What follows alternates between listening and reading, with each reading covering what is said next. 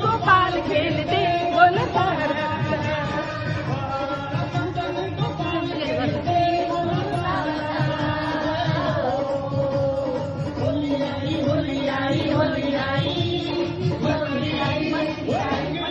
खेलते गुलाल लेके खेलते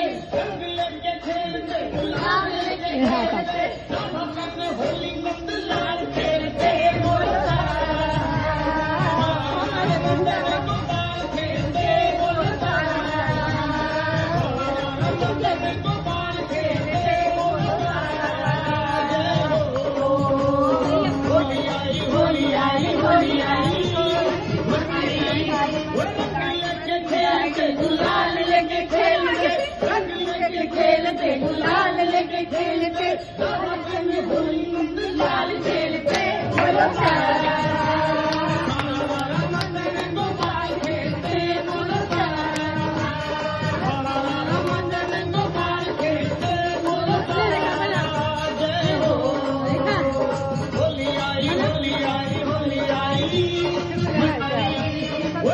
लेके खेलते गुलाल लेके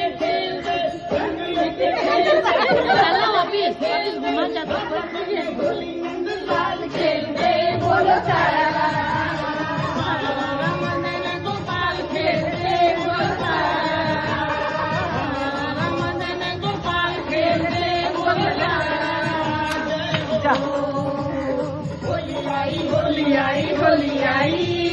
मस्ती छाई मस्ती छाई मस्ती छाई गुलाल लेके खेलते रंग लेके खेलते गुलाल लेके खेलते राजा संग होली रंग लाल खेलते